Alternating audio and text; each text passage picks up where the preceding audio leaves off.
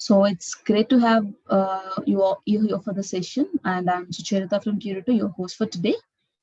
First, yeah, today we will be approaching an important element of the college admission process to work admission staff with extracurricular activities, and we also want to get tips from college counselors itself. So this would be the topic for today. And first, and before that, let me just give you a brief introduction about Turito. Turito is an edutech platform for tutoring to test preps and college admissions. It's trusted by 10,000 plus students. Turito conducts over 25,000 live sessions monthly, and we are equipped with more than 1,500 tutors till now. And Turito aims to empower students from grade 1 to 12 with personalized and all-inclusive learning, guiding them to remarkable success. With a global footprint covering the US, Canada, India, Australia, Singapore, UK, and the Middle East, Turito offers solutions for all grade groups such as test preps and test prep enables students to access standardized tests like SATs, subject to SATs, PSATs, ISWs, APs, and ACTs. And the other important offering, the college admissions program offers the private school urge, enabling students to build a stellar profile with higher GPAs and test scores. It eases out the college application process to enter the top 50 universities or your dream colleges. And apart from that, we also have one-on-one tutoring by top expert tutors, top 1% tutors, I can say that, in subjects like math, English, and science, provides undivided attentions and clear concepts. Personalized for every student with parent app also to track the progress of your kids. And other than that, we also have STEM programs, include robotics and coding courses, which helps the prep learners for a competitive tech-driven future, delivered by robotics experts and real coders respectively. The courses enhances students' profile with extracurriculars and offers hands-on experience via project-driven sessions as well. Finally, Turito Academy gives access to live expert-led micro sessions for school subjects and test preps. This will be starting from grade 8 and above. And we are aimed to provide personalized learning for a student's holistic development. So here are the Turito offerings. So we offer live and engaging interactive sessions, one-to-one sessions, and we plan the learning plan will be different from each and every kid as per the requirements. And we also regularly assess the kids with, weekly or bi-weekly assessments will be done along with the paper discussions. And we have, as mentioned before, we are equipped with more than 1,500 tutors till now, and they are top experienced, top 1% educators with a proper screening process. And we also we majorly focus on student-specific methodologies and also doubt clarifications. So we are available 24/7 for all the doubts to be clarified. So we also provide a parent app for the parents, where they can track the progress of your kid and understand what's exactly happening with them. And also conceptual learning with application is the utmost key is what we are majorly focusing on. So today we have Ms. Lindsay. She is the college counselor and onboarding specialist, expert in personal statements and applications. She's also featured in Forbes, Dwell, Turila, and etc. And also we are really honored to have her here in the session. So, yep. So she'll be taking you through basically how to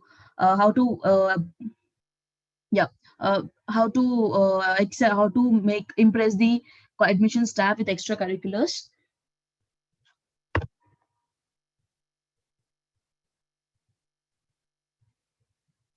So these are the things that we're going to cover in the webinar for today.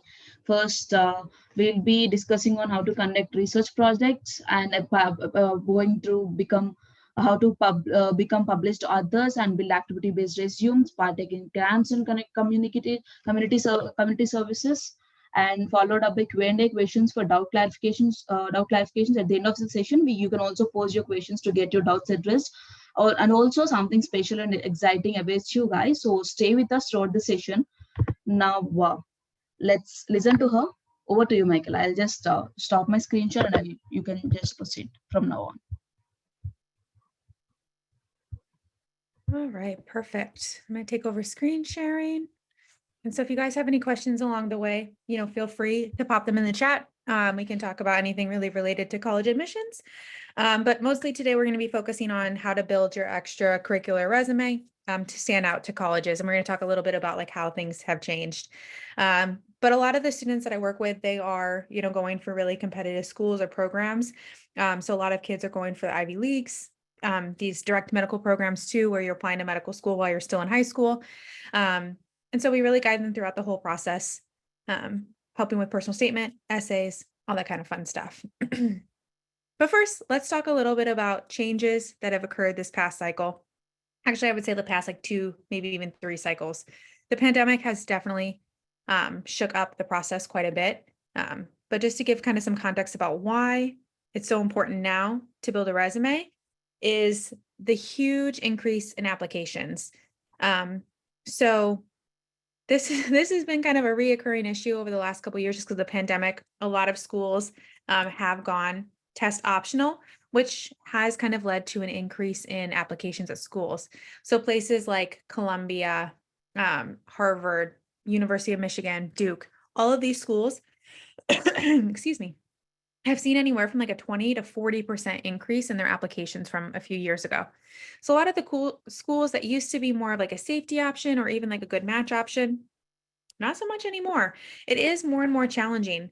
And so this is kind of this year and next year are a lot of the last couple of years where a lot of programs have gone test optional, and they have made test optional policies until, the 2024 cycle. So a lot of schools are reevaluating their cycle, their test optional processes this year. And so that's what's going to be kind of interesting to see what's going to happen next year and the year after that too about test optional policies. So as of right now, we're still advising students to at least take the SAT or ACT, see what they get. And then, of course, you can always decide and discriminate from school to school how you want to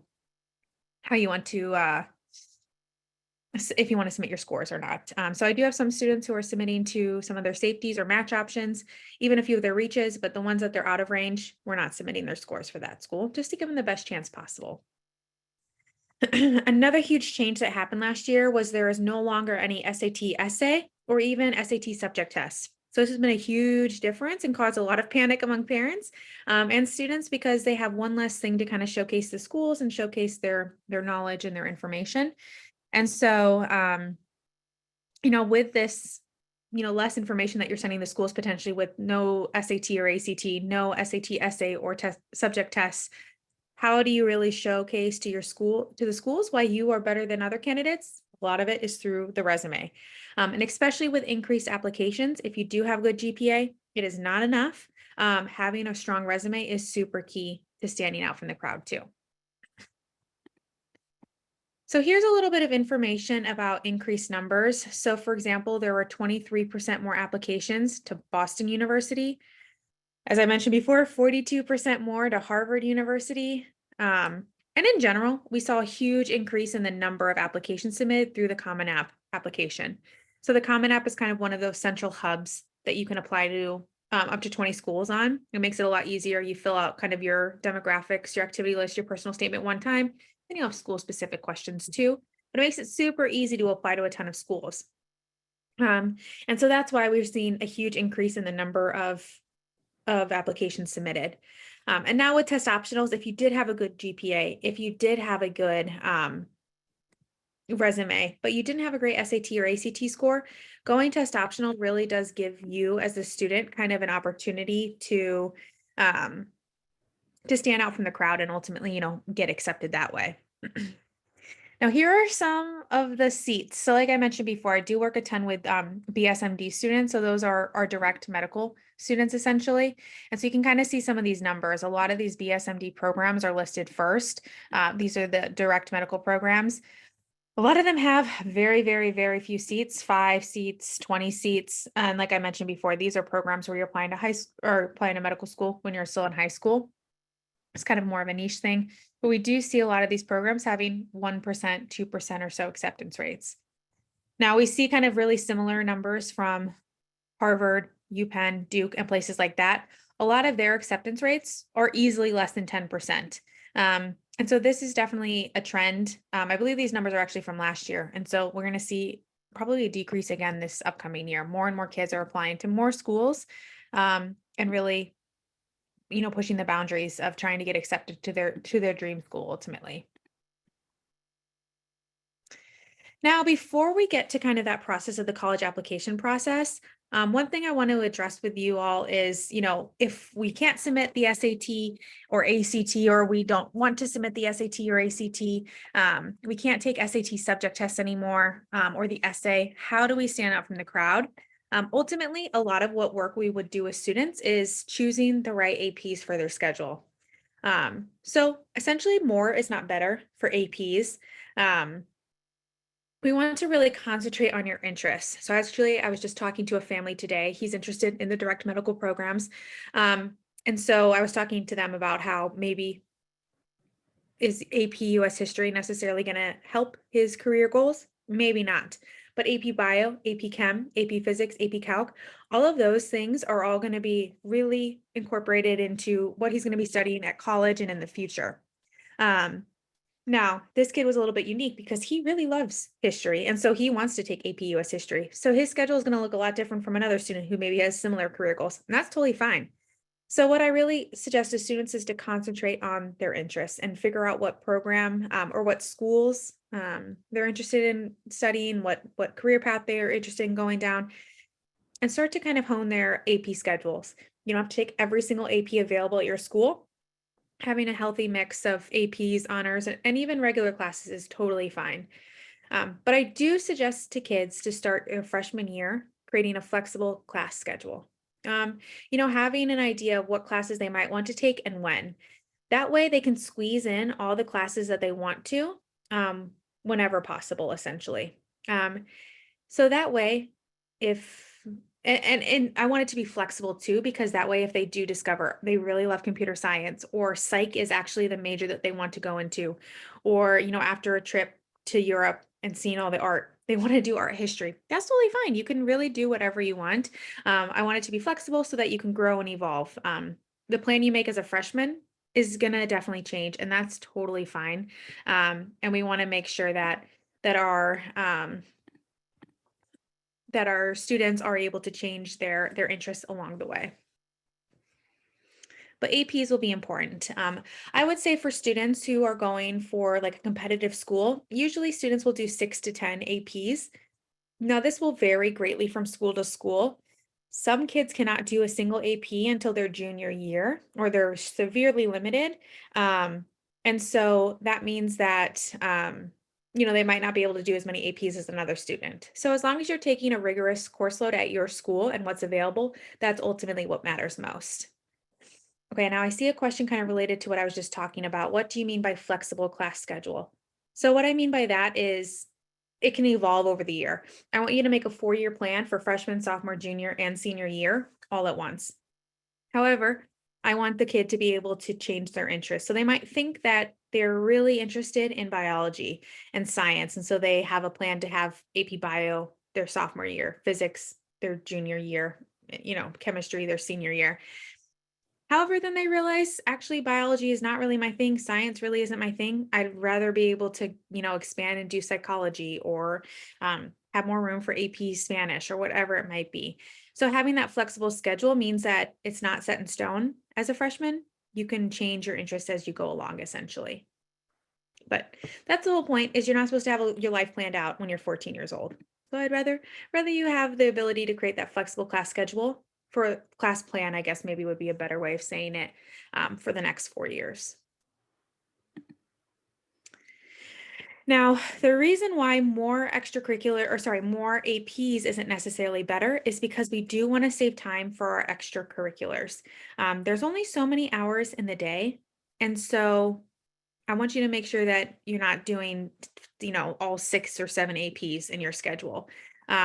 Saving time for your extracurriculars is just as important, because that's an important part of the course, or your, application that you're going to be sending into schools as well.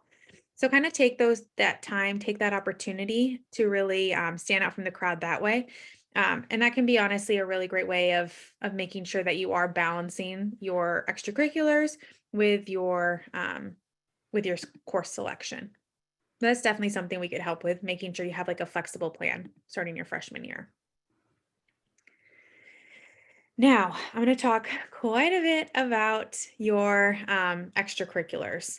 So, essentially, a lot of what we want to do with our students, especially ones that are starting with us their freshman year, is to find ways to boost their resume. Um, so, essentially, once again, kind of the same thing applies here. More isn't always better. So, a lot of the times, what we want you to do is to take your activities to the next level, to another level, to gain a new skill, to maybe make it a little bit bigger, whatever it might be. So, an example of this is like I had one student who had discovered she had like lead poisoning. And so she did a research paper on lead poisoning. Her and her mom came up with like a homeopathic cure to get her lead levels back down to normal. So her research paper was on why this like homeopathic cure worked. And ultimately, what she discovered too was that her lead poisoning wasn't from paint or water, it was actually from a commonly used spice. So she wrote her research paper. We helped her get it published. That was kind of the first step of her extracurricular activity. Now, the second step to that one was because it was a commonly used spice, what she did was she did like a poster presentation at her next community event and spread awareness about if you know you have these symptoms, you use this brand of spice, maybe you should go to your doctor and get tested for lead poisoning. And it turns out 3 other kids in her neighborhood also had lead poisoning. That was kind of another layer on top of it. Now, the third thing she did within this activity was she actually created an app and entered it into Lenovo's app contest they have each year. And this app was there to spread awareness about lead poisoning, once again, kind of talking about the symptoms, what to do, and things like that. And she actually won first prize in their health sciences category that year. So now a third layer has been added to that activity of, studying lead poisoning. Now, ultimately, that's kind of the goal is we want students to add layers. She learned some new skills. She learned how to code an app. Potentially that could be then translated to some other activity. And it kind of showed depth too. So, thinking about how we could take our activities to another level. If you play tennis, can you be the captain? Can you be a coach? Could you maybe teach younger kids tennis, whatever it might be? Could you work with like a Special Olympics tennis team? There's a lot of different ways you could really take things to the next level. Now, another way to boost your resume is to, even if you maybe don't have a ton of opportunities close by, or you don't have time to, um, travel somewhere to do volunteering, if like, you have constraints, whatever it might be, there's a ton of virtual options too. So you can find a virtual internship, or you can organize like a food drive in your neighborhood. You can help local nonprofits virtually. So for example, like for the last one, how to help local nonprofits, or even like it could be a different nonprofit in an area that you're interested in. If you want to be in marketing, maybe growing up, maybe you help them with their blogs or social media posts. If you're interested in writing too, the blog post could be a great way to market as well. So there's a lot of different ways that you could get internships or, help with nonprofits too. All right. Now, another way that we can really help boost our resume is to get some hands-on opportunities. Um, I guess hands-on maybe isn't quite the right word, but we want to observe potentially a career that we might be interested in. So, for example, if you're interested in becoming joining the financial field, maybe you go to like a consulting firm and you shadow them for a week. Or, if you want to become a doctor or a dentist, you're shadowing someone in that healthcare field. Kind of seeing a little bit more about what the day-to-day field is. And that can help you target your activities too. So like, let's say you go shadow a doctor for a week and you realize that's not the career for you. That's perfect, because that's exactly why we shadow. We want to make sure that this is the right field for you. And then that can help you find maybe a new field of interest or whatever it might be. So there's a couple of different ways you can do it. Web Shadowers and the Forage, those are both virtual opportunities, and Web Shadowers is more doctor focused. The Forage is focused on a lot of different industries. Or if neither of those kind of fit your interests, you can also reach out to local companies. So that's always an option too. Now, if you guys have any questions along the way about what I'm talking about, feel free to pop into the Q&A and I can definitely answer any questions. More than happy to. Now, some other ways that we can continue to build our resume is to pursue some resume building activities. Oh, let me see what the chat is. Web shadowers is just the name of a company, or someone asked, what does web shadowers mean? Web shadowers is a virtual web shadowing company, essentially. So you can shadow physicians on there. A physician will come on and present for about an hour. We'll talk a little bit about their background. They'll do also like a they'll present 2 cases and talk them through. So it does have some advantages because then you get to see a little bit more about like why the doctor did what they did. Of course, you're kind of missing out on the patient interaction, but it can be a really great way to learn more about what a doctor does. Okay. Now, a question here kind of related to one of the other things I mentioned, which is how do we get a research paper published? That's a great question. So a research paper could get published through like a student journal. There are quite a few out there that are focused on high schoolers. And that's definitely something we can help you find and write and, ultimately focus on too. All right. So some more information about how to pursue resume building activities. So for example, there's a lot of different things that we could be doing. So a lot of students will be enrolling in a virtual or an in-person college level course. You might call it like dual enrollment or, do it through your community college. There's a lot of different ways to do that. And so that can be really helpful for students too, who, want to challenge themselves. Maybe they don't have a lot of APs in their school. It can be a good way to challenge themselves.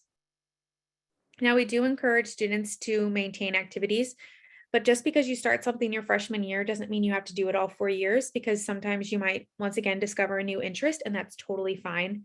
However, we do want them to continue kind of long-term activities if it's involvement in clubs or a sport or volunteering or whatever it is. And another thing we do recommend them do is to spend their time volunteering.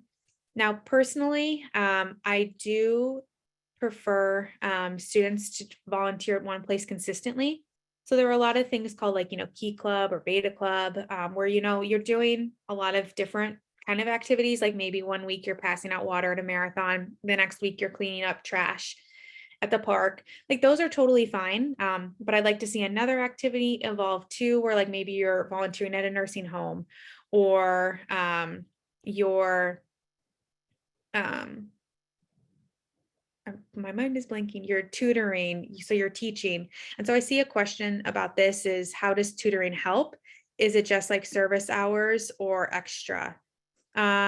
So as I was kind of explaining, I want to see longitudinal, whatever. I can't say that word. Long-term activities, because ultimately that shows a little bit more depth of character. So like, let's say you are working at a nursing home, and you see the same people for 2 years. You build a relationship with them. So that kind of showcases interpersonal skills. It shows dedication because you're going, 4 hours every week to the nursing home. You're showing also just compassion because I'm sure that you're gaining relationships with these people too. So there's a lot of skills that can be gained from volunteering. Let's say you're volunteering as a tutor. Now you're showcasing your mastered math or physics or whatever you're tutoring these other kids in. Once again, communication skills, because you have to be able to teach. If you want to go into a profession, even one like, becoming a doctor or something like that, those teaching skills are going to become really valuable later on too. So it's a lot of like soft skills that you can be learning while volunteering. So I mean, it is service hours, but it is important for students to be able to volunteer. Ultimately, colleges want to see kids who are impacting their community in a positive way. And a lot of kids are doing that through volunteering. Like if I was working with a student, they didn't have a single volunteer opportunity or volunteer activity on their list, that would be the first thing I would suggest, because it is really important for kids, for people in general, to be volunteering. Okay. Oops, let me go back, sorry. I'm going to answer all the specific ones about, what I should do if I'm interested in law or data science. I'll answer all those in a little bit, I promise. So let me actually go to my next slide. Summer programs can be a really great way for students to build some skills and to build their resume too. I personally will really look for like programs where I get to do something hands-on. There are, as the last bullet point says, not all programs are created equal. So there are some where you're just kind of getting lectured at. That's not my ideal type of program because you have all year to get lectured at in school. I want you to be like doing something hands-on. So I'll answer a little bit of this right now for data science. There are tons of like data science camps out there where you can be doing, like one that I can think of is in Spirit AI. They're located in California and you get to do a ton of different projects. It's like a 2 to 8 week long like internship kind of thing. An internship might be too intense program where you're doing a project related to social good, related to medicine, related to law, ton of different stuff. So it can be a really great way to combine some of those interests. There are tons of computer science classes too, or courses and summer programs where you can learn kind of hands-on stuff. Now, same thing for like law students. If you're interested in law, there's like those debate camps or like the mini with mock trial camps too. Those can be really cool. And of course, if you're interested in law, speech and debate is going to be really valuable too. But honestly, the same thing could go for a ton of different types of students too. So like if you want to become a doctor, there's a ton of research camps or like camps where you get to learn how to like suture and, mini medical camps almost. If you're interested in becoming like a journalist, there are tons and tons of writing camps out there.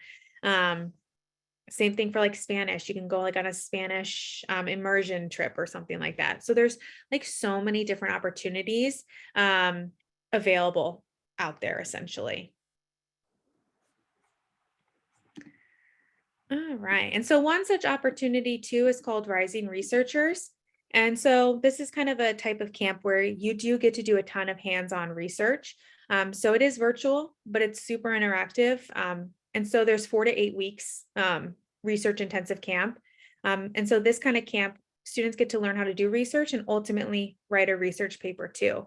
A bonus is they also get to earn some college credit from UMass. And then they get published in a paper in a journal through the University of Massachusetts Amherst too. So this is kind of one activity that's really nice because you're showing progression of activities too.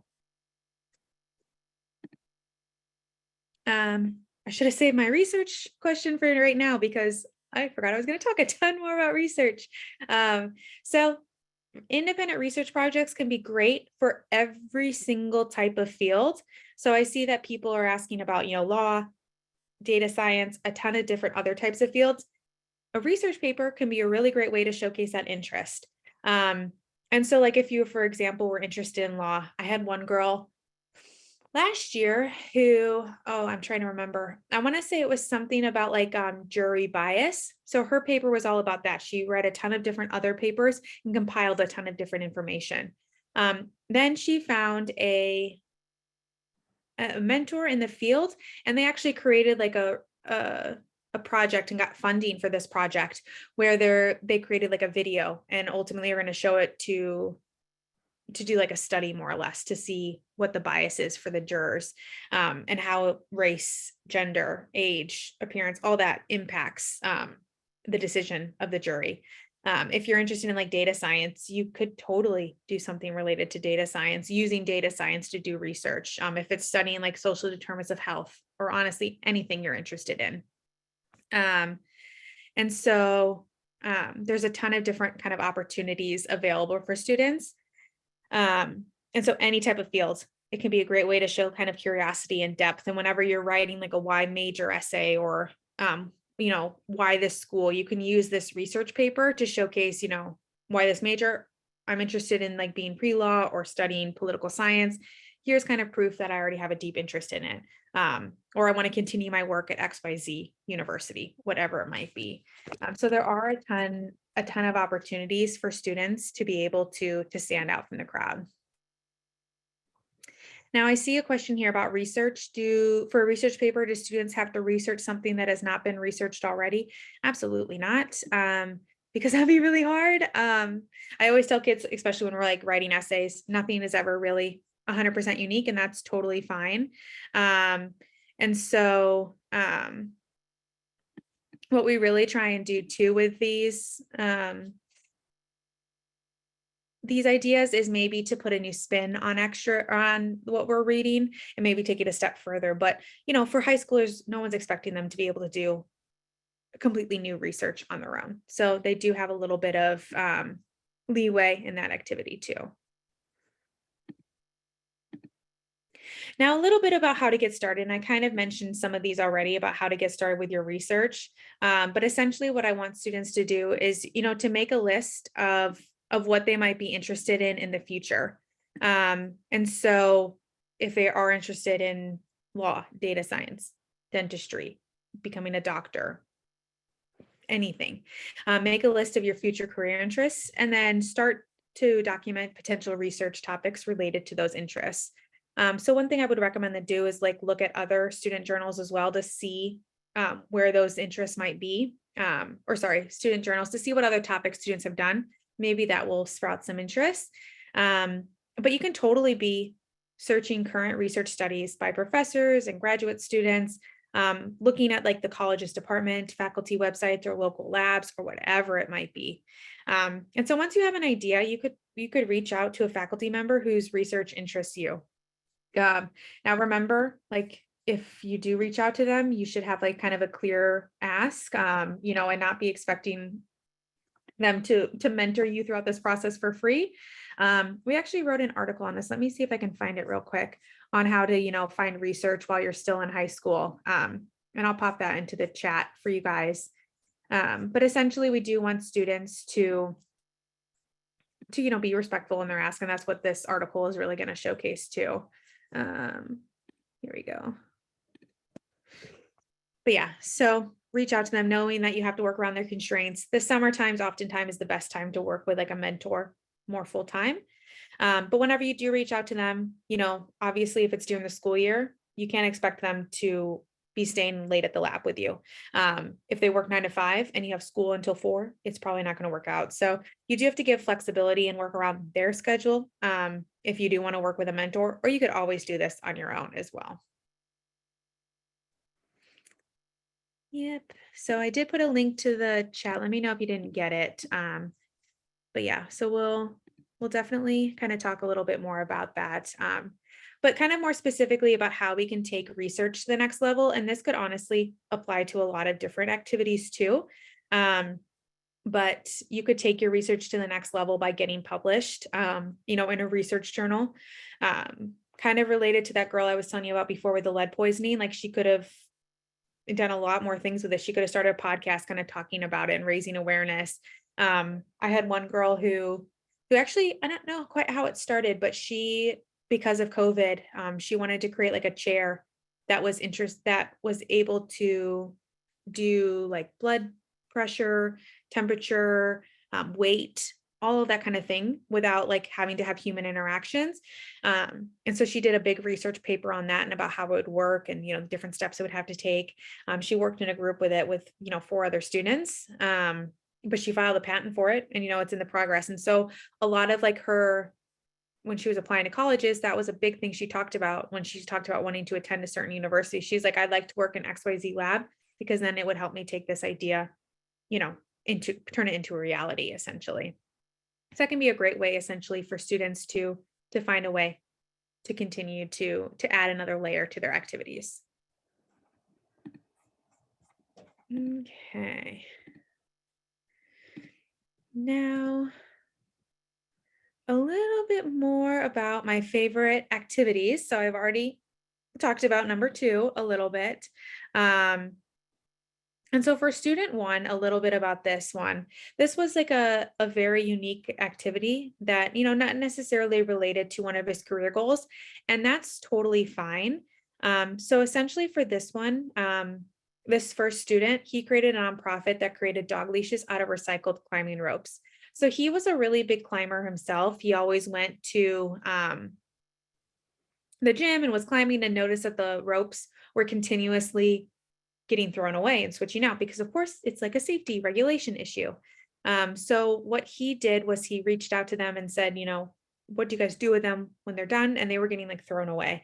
So he actually got them to donate them to him. He started this nonprofit that creates the dog leash. All proceeds go to the local animal shelter. And, ultimately it was a way for him to find a problem in his community, and he solved it. So that's like a great way for you to be doing even volunteering community service. Like that could totally count. Um, Obviously, I already talked about number 2. Number 3, that should be focused on anti-vaping. So this student, she's actually applying to colleges right now. And she is very, very heavily involved in anti-vaping. So she's pretty awesome. So she noticed, like, in middle school, or I guess I should even backtrack a little bit further. In elementary school, of course, they kind of got the anti-drug, anti-smoking speech. But did not talk about vaping at all. And so whenever she got to middle school, that was kind of in the era where everyone thought vaping was so much healthier for us than smoking. And so a lot of her peers were vaping and didn't realize kind of the repercussions, how addictive it still was and how bad it could be for the health too. And so she started kind of another nonprofit and also a big organization where she goes to elementary schools and she does like anti-vaping, talks and, spreads awareness about it. She actually worked with her town council on getting like the vaping laws changed for teens to make it a little bit more restrictive. She's written articles, she's interviewed governors. So there's just so much she's done. Because I already did number 2, I'll give you guys a bonus one. So this is another student who's applying to colleges right now, and her big passion project is like special needs awareness. So her older sister actually has pretty severe autism, and she's nonverbal. And so a lot of her activities have, been related to autism or special needs in general, just because of this heavy influence of her sister. So she's done volunteering, teaching at kind of like a local school center for kids with disabilities. But she also has started like a program going for, she kind of pitched the idea from firehouse and policemen all across her state, is this program whenever there is an emergency, that now the firefighters and policemen are trained on how to interact with people with special needs, to make sure that they are not being scared, not running away in these kind of dangerous and scary situations for them when they don't understand what's going on. So she's implemented that. I'm not sure how many different towns, but it's a pretty impressive number. She's also done a ton of, once again, kind of legislation, because at her sister's school, there was no funding for like arts and things like that. It was really basic. And so a big part of what she's been doing is advocating for more arts in like these special needs schools, and was able to get a lot of things done. But she's done a ton of advocacy work and been a paid speaker at a ton of different events. Been trained as like oftentimes like the only kid in the room fighting against adults to get, advocacy for her sister and other people just like her sister too. So that's like a big part of what, we want students to do, is to really stand out from the crowd and ultimately make sure that they do feel like they're ready to go, and spotting those issues in their community and making a big difference ultimately. Okay, so let me go to the next one. So do you want me to go ahead and answer any questions now, or do you want to go ahead and talk a little bit more about the offerings? Yeah. So yeah, thank you so much, Lindsay. This was highly enlightening, and we are now ready for questions from our listeners. Guys, if you're having any other doubts, now it's time to get them addressed. Before that, I'll just take 5 to 10 minutes to explain about the offerings of Turito. I'll just share my screen, Lindsay, if you can. Cool. And while she's Thank you doing so that, make much. sure to send in some questions too, and I can answer those all in a minute.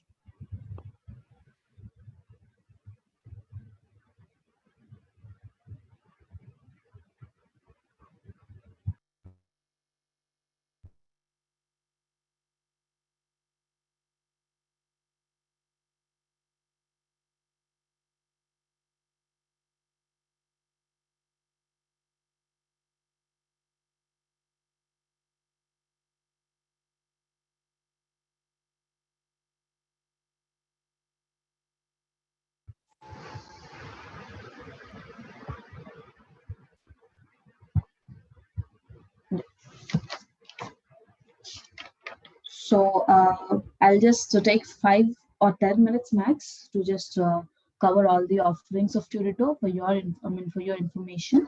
So the overall framework of Turito is to get the private school urge to all students out there and also build stellar profile with boosting GPAs and test prep scores also and counseling to enter into the top colleges. So this was the main idea, main agenda behind we starting this program called College Admissions Prep.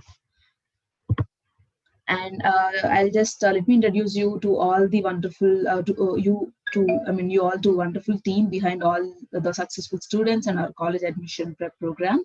Here we have Uday Reddy. Mr. Uday Reddy. He is the founder and CEO of FTV as well as Turito. And we have Mallikarjun Gaddam. He is the senior vice president of Turito. And we have Roop Kumar Reddy. He is the senior VP Tech and Product. And Nishant, he is a vertical head, and Mr. Vishweshwar Animela is the vertical head as well. And apart from that, we also have Kristen Moon. She is the college counseling head in Turito, and she is featured in Forbes, US News, and World Report, and also an investor here too. And we also have Durga Prasad Kunda, is the academic program head in Turito. And we have Saujanya Phillips. She's the VP for counseling, and she is 30 years plus experienced. And we have Yvonne Hill. She is the with 10 years of experience, and she's the academic head for English at Turito. And we also, let me introduce the team behind our college admission prep program too. So we have Lindsay, the speaker who have taken the session till now and have done a wonderful job. She is a college counselor and with 5 years of experience. And we also have Violet. She is a former admission officer with holding 10 years plus experience. And we have Alex. She also the college counselor with 10 years experience, and she's the IB trained director member of Elite Admission Counseling Organizations. And we also have Mikila. She's a former admission counselor. We're holding 5 years of experience. She's also a scholarship specialist and counseled 100 plus students and delivered admissions into Stanford, UPenn, and UC, Harvard, etc. So here, let's just take a moment to go through the Turito success stories. And we have students, whoever the students that we have mentored from our team, they also got into, top universities as in Manchester's, UPenn, also Harvard and Imperial College of London, King's College of London. So here we have Hrutin. He entered into Purdue University with an ACT score of 34 out of 36. And we have Satvika Alash. She scored 1550 out of 1600, followed by Nitya. She scored 1550 also out of 1600. And Swarna Sri, she scored 1540 out of 1600 in the recent attempt of ACT and ACT. And basically just wanted you people to know like what exactly the top colleges look for. So basically they look for the stronger profile with excellence in academics.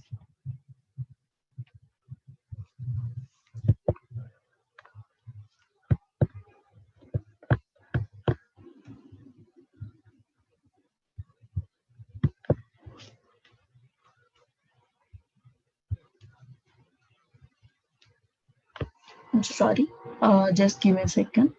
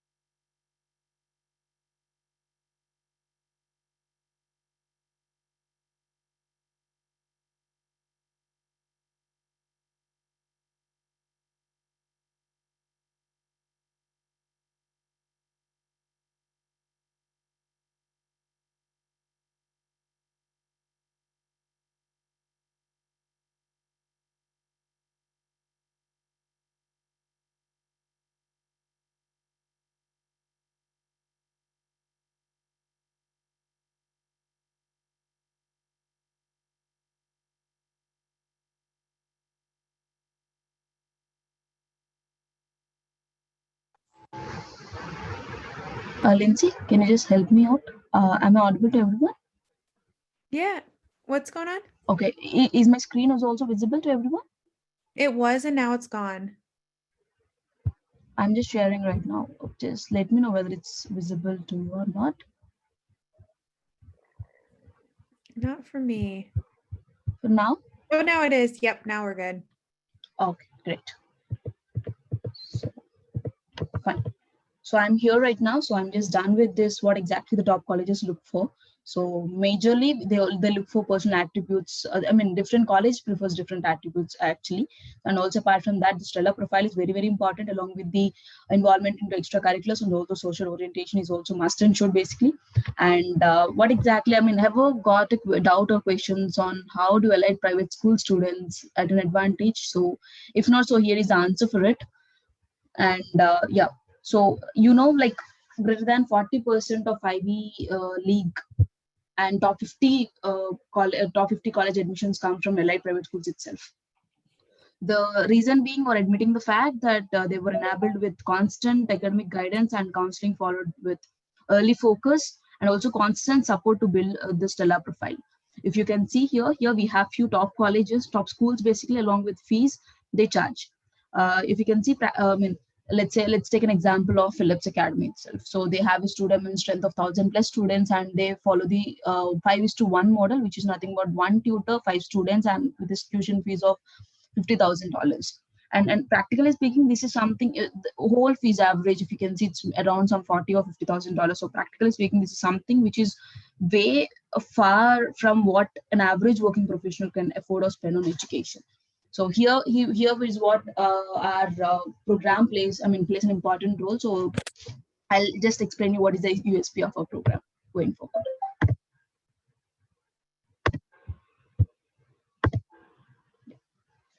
So as we're discussing on profile, so wanted to let you all know that why building a stellar profile is also important. Well, firstly, it gives us an opportunity to get into top colleges or your dream colleges, and secondly, getting scholarships, getting better scholarships. So better the profile, greater the chance of a higher scholarship amount.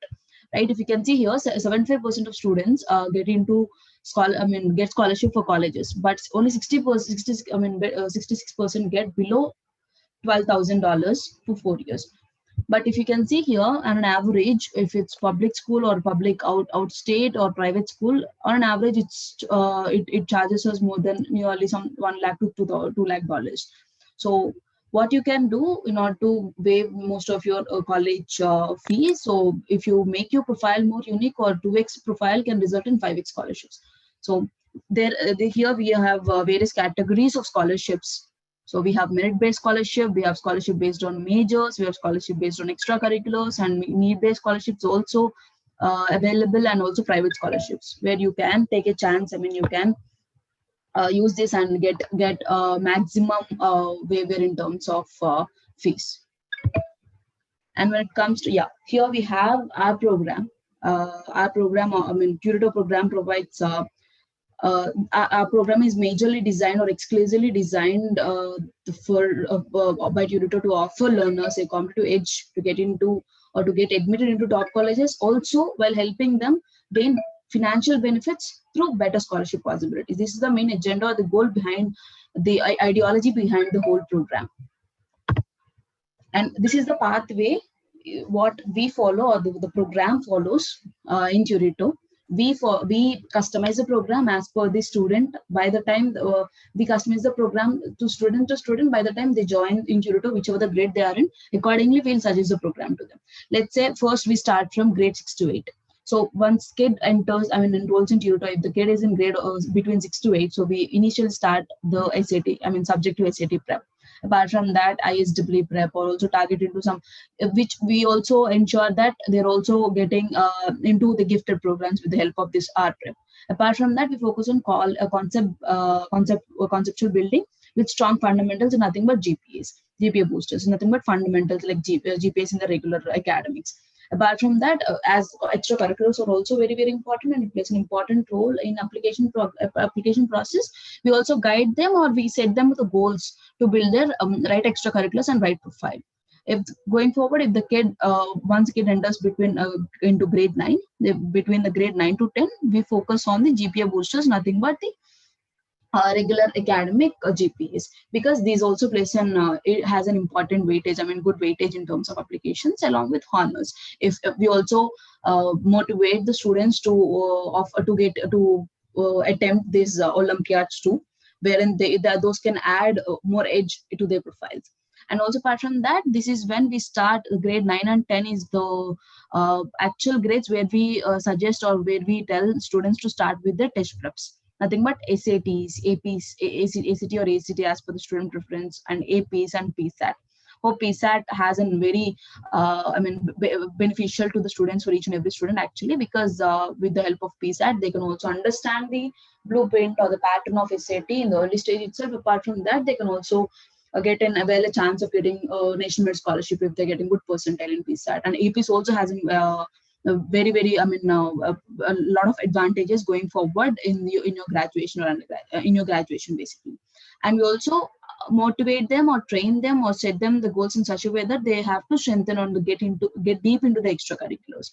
When it comes to grade 11, this is the right time to focus more on APs.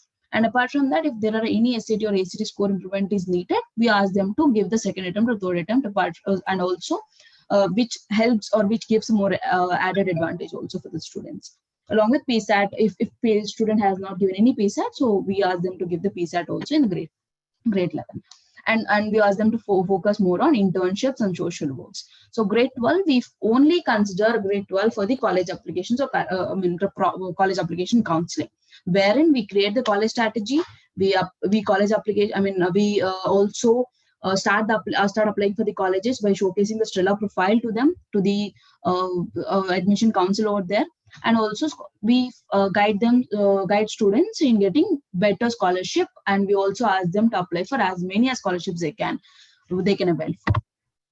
And here the main, we have a comprehensive program to multiply chance of getting into top colleges. So at every step of your child journey, basically to get best out of it. So initially we start with college profile development, and then we focus on GPA boosters also along with test preps.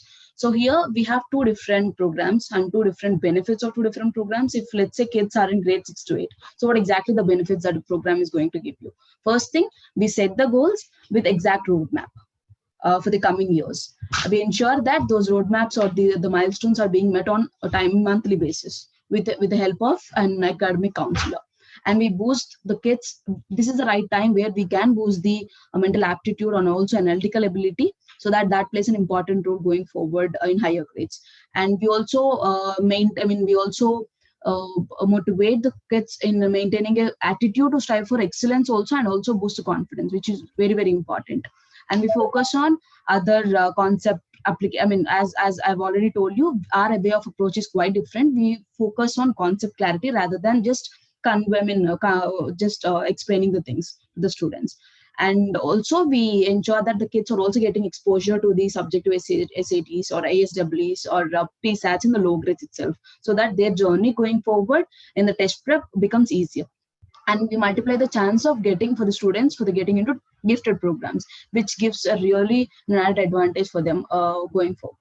And if the kids are joining Turito between grade 9 to 11, so what exactly the advantage that they're going to get or the benefits that they're going to get? So we majorly focus on college counseling with a perfect plan or perfect roadmap or perfect strategy. And apart from that, we also ensure that the learning is becoming easier and effective with a fun added process of learning actually.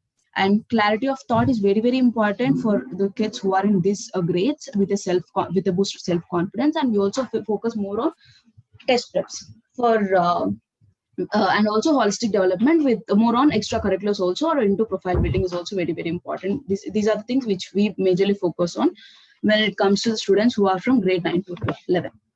And here we have the package, our college admission prep program package, wherein we have 6 sessions of college profile development, wherein in these 6 profiles, we focus on profile strategy. There'll be a strategy given by our counselors, as in Lindsay or Michaela or Violet, and also college counseling roadmap with improvements in academics and also extracurricular guidance. along with summer program applications. Each and every strategy or the roadmap will be given to the kid in the 6 sessions, is nothing but 6 hours by the counselors. But from that, we also offer 48 sessions of GPA boosters or test prep. You have the choice of using these 40 classes as per the kids' requirement. Either they can use for the GPA boosters, nothing but fundamental subjects like math, English, or science, or any APs, or test preparations, nothing but SAT, ACT, or PSAT prep. And apart from that, we also have a two teacher model, I can say that, a two counselor model, wherein there will be one more academic counselor who will be ensuring that whether the roadmap set by the college counselor is being met or not on monthly basis or weekly basis. And apart the package is whole package is for $2,499, and you have an option to pay monthly, quarterly, and at a time itself. If you're going for annually, you have a better discount in terms of price. And we have two different packages. First package is for 6 sessions. I mean, this is a crash program, I can say that. It's a regular program with 12 sessions, 80 sessions of GPA boosters and test preps, and 12 months of academic counseling. There's a slight difference in terms of pricing, as we are increasing the number of sessions for the profile building as well as GPA boosters. And last, here we have college application counseling program.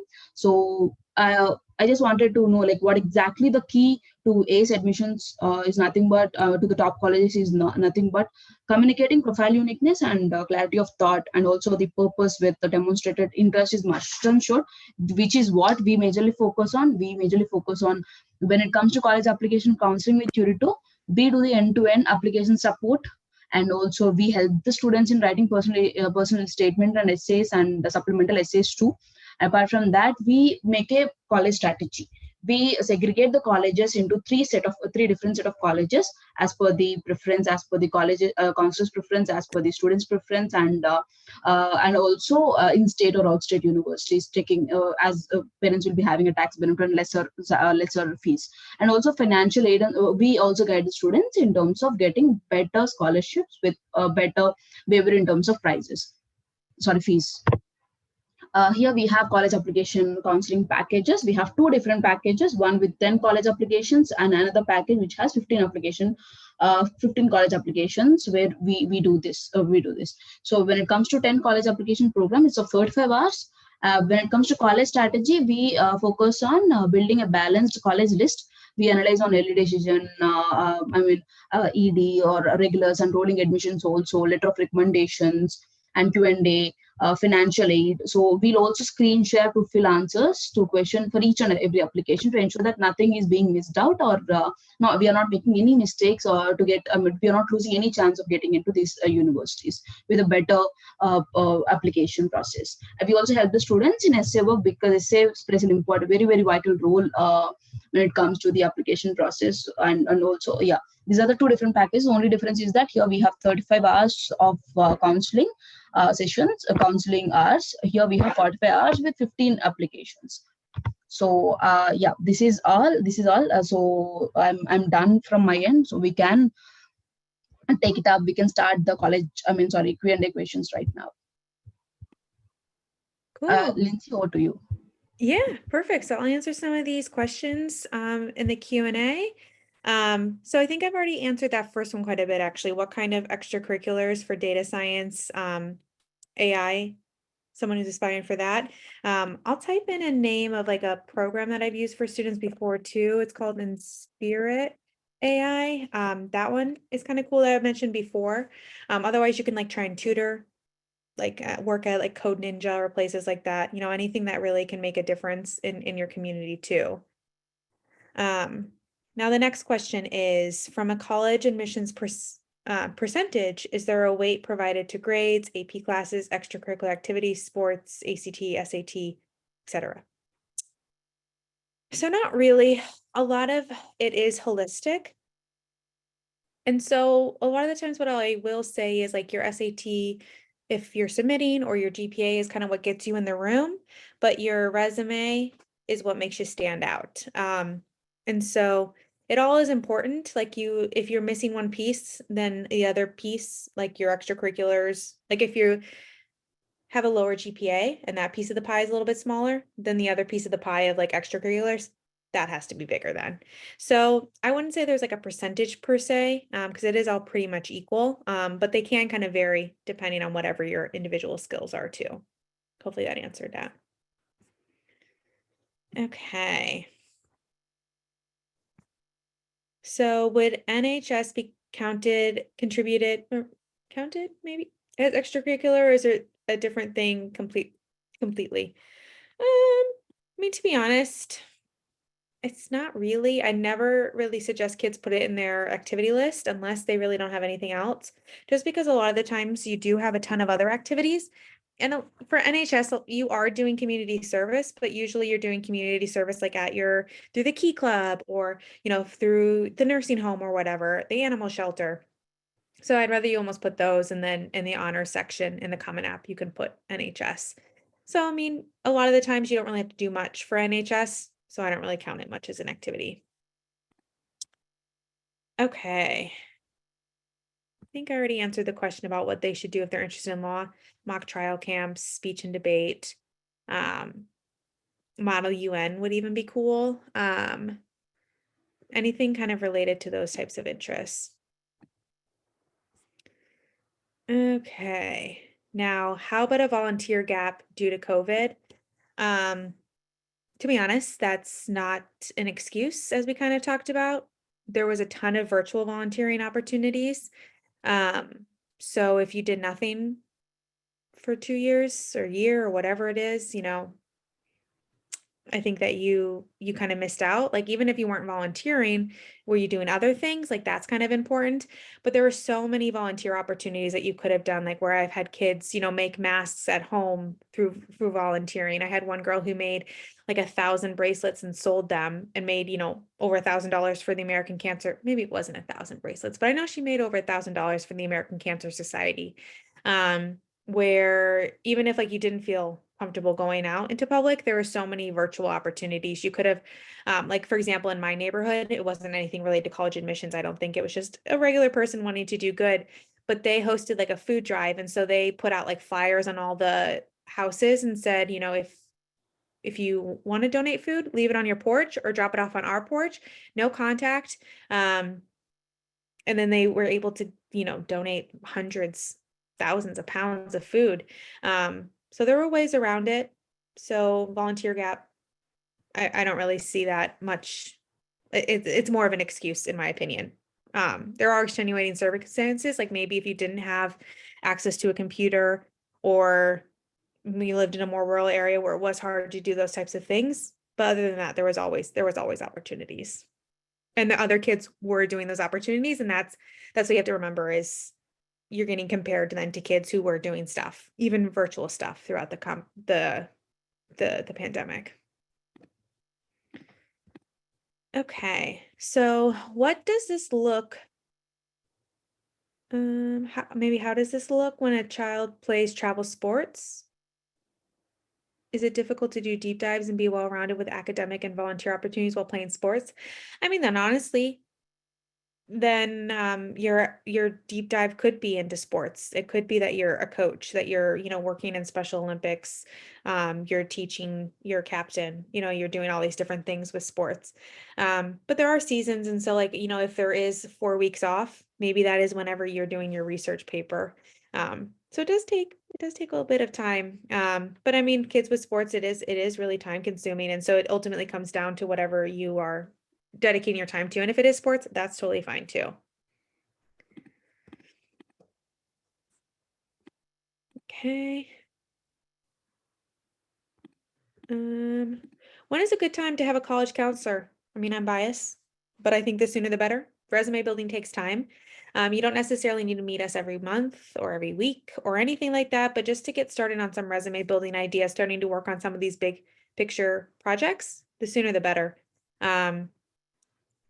I would say like a lot of kids will join sophomore year, even junior year. And sometimes, especially if you are joining end of junior year, it is a little bit tougher to build up that resume if they haven't been super productive the first like 2.5 years, essentially.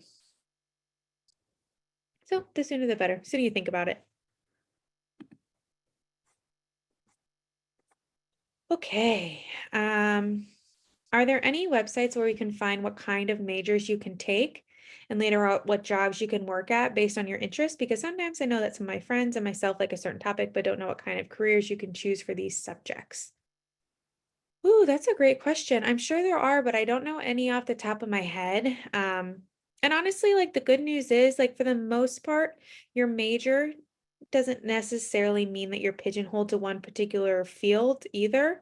Um, so for example, like in the medical field, more and more people are like a liberal arts major, something within like a non-science major essentially. And that's being encouraged for medical schools because it's, you know, a diversity of class then. So, I mean, you could definitely look at it and kind of see what you're interested in, but unfortunately I don't know one off the top of my head. Um, and this is actually a good thing to start thinking about now, because if you are interested in like a super niche major, you want to make sure that those majors are available at the schools that you're interested in, because, you know, not every school will have the same majors. So that can be something, a good thing to be start thinking about right now and can help you with your college list.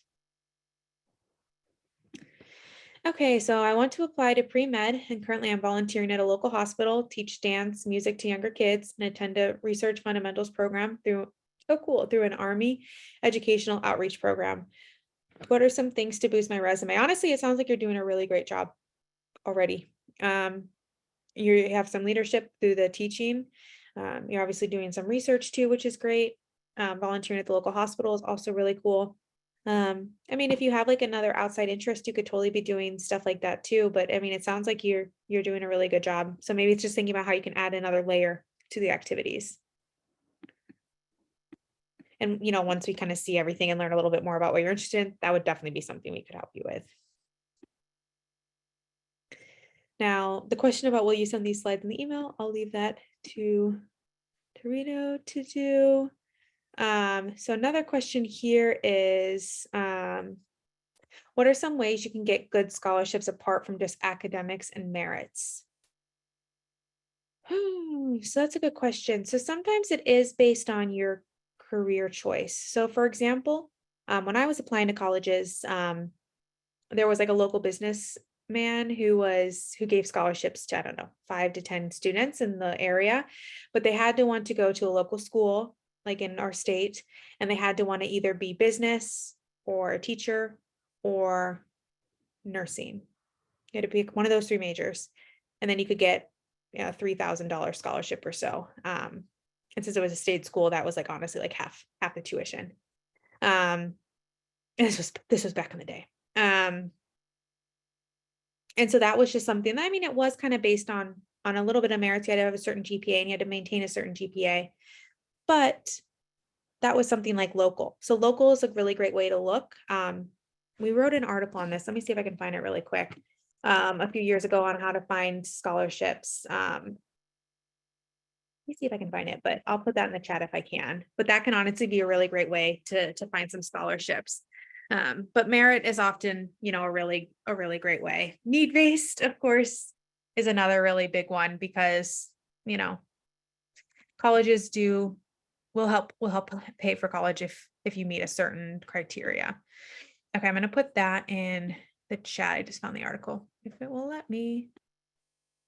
Oh, here it is. Sorry about that, everyone. Okay. All right. So my son is interested in aeronautical. It's a late day. Engineering, which is not a common field. How would you support him in that? Oh, that's really cool. Okay. So this is, oh my goodness. I actually just was helping a girl fill out her Common App activity list. She's a senior, so she was filling out her first applications right now.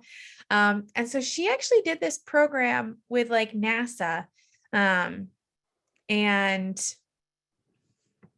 oh goodness, I'm trying to remember what it was, but essentially she was like, you know, shadowing different areas of NASA.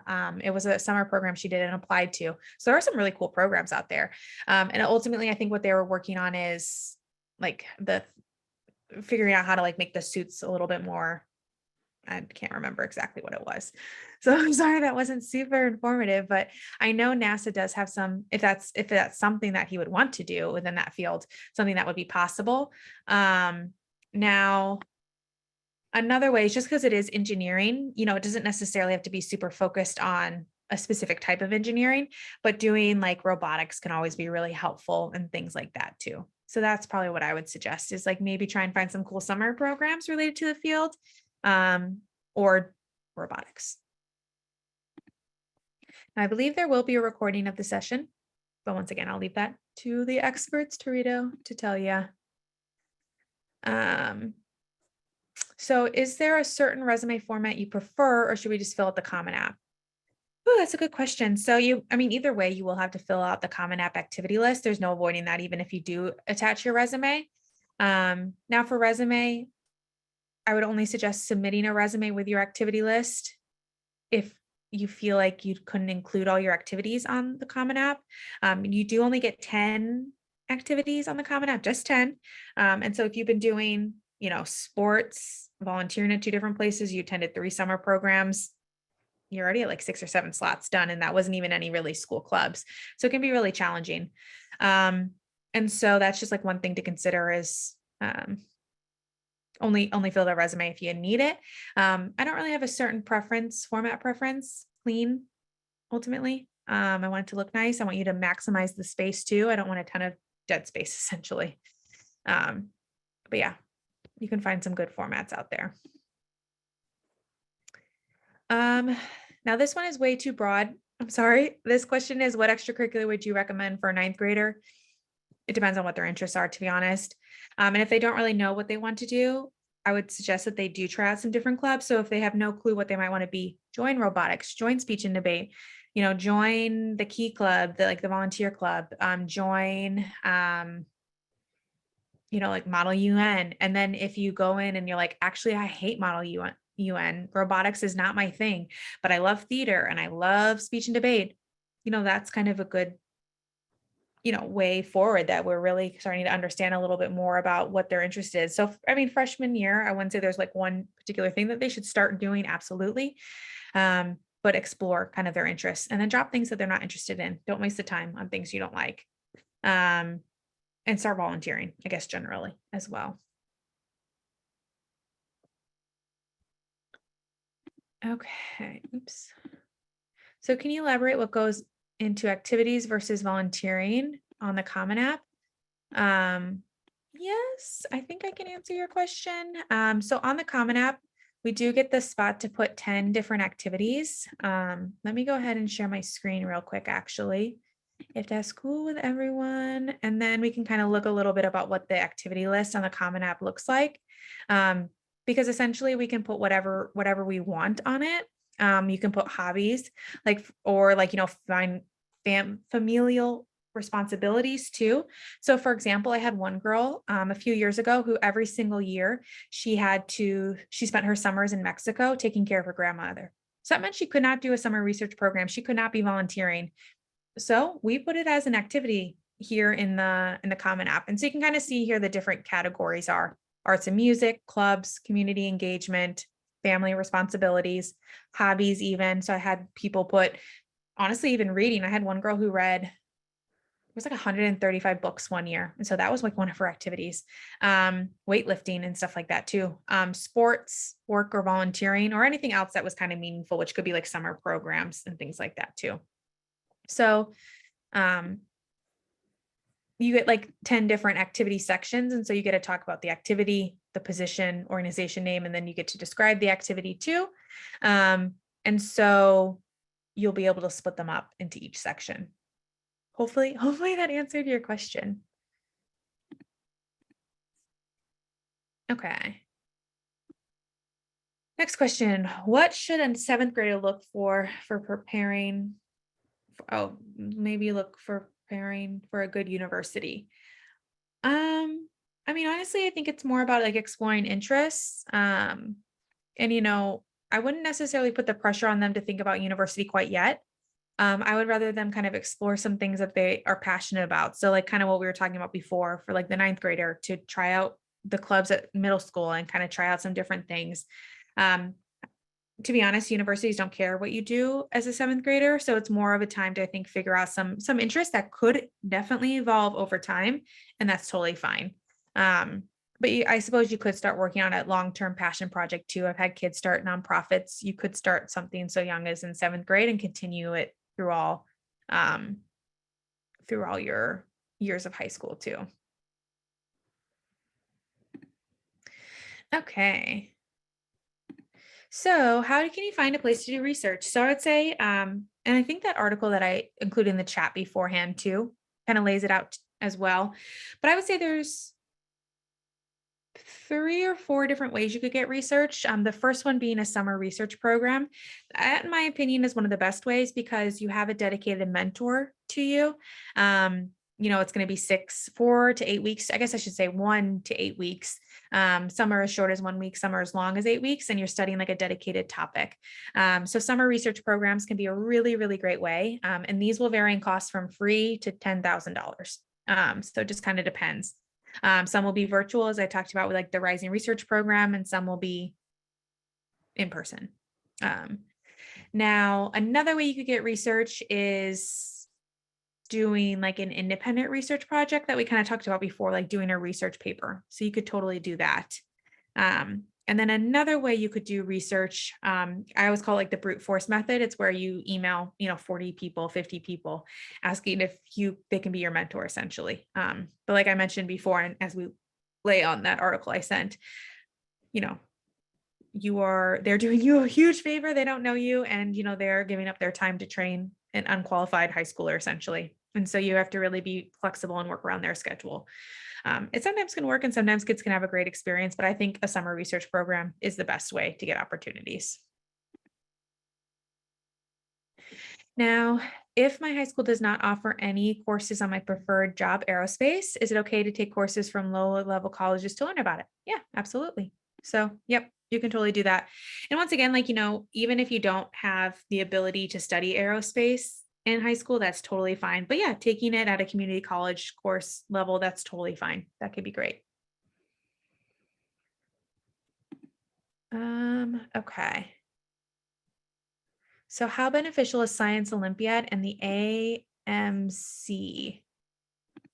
I don't know what the AMC is. The only AMC I know is the movie company, and I don't think that's what you mean.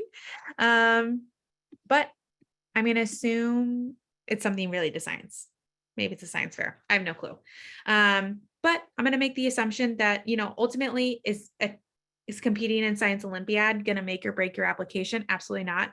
I have a ton of pre-med students, and some of them are in Science Olympiad and some of them are not. And so, it's not necessarily like that one activity that's like the gold standard or anything like that.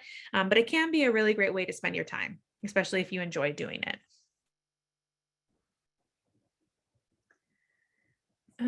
Okay.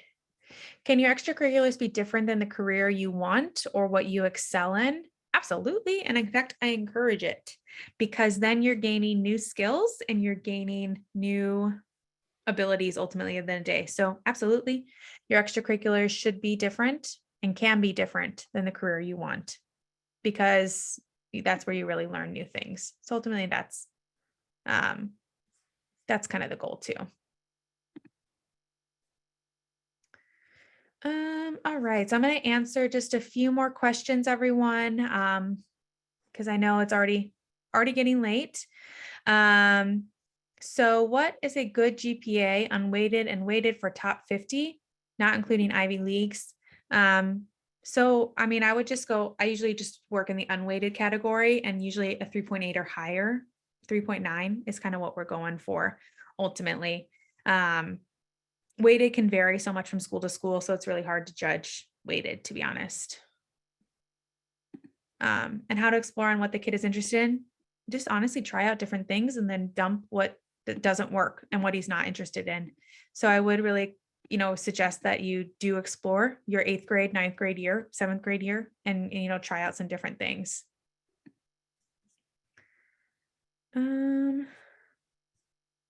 So unfortunately, I don't know any summer research programs in the suburbs of Philadelphia off the top of my head. But I know there are some out there. I mean, you've got a ton of great universities really close by. So I'm sure there are some, but unfortunately, I don't know any off the top of my head. Okay, and I see AMC is the American Math Competition. Yeah, I mean, honestly, that could be really great. Going back to that previous question about if it's beneficial, it can be really great, especially if you're excelling. If you excel in anything, it can be really great. And then last question, this is a new one, actually. My son does karting and wants to get into racing. Can that help him get into college? I mean, maybe. I'm not quite sure. I guess it depends on what he's doing and how deep he goes into it. Like, depth will really help. But I don't know necessarily. I guess it depends on what he's majoring in and if he's building the carts too. I mean, I think it's kind of an interesting idea. I think it could potentially help him stand out from the crowd too. All right, so I'm going to turn it back to Turito. Thanks everyone for Yes. asking me all the questions. Yeah, well, that winds it up. And really, really thanks so much, Lindsay, for your valuable time. And the session is really informative. Hope everyone also found the session very informative. And if yes, do tune it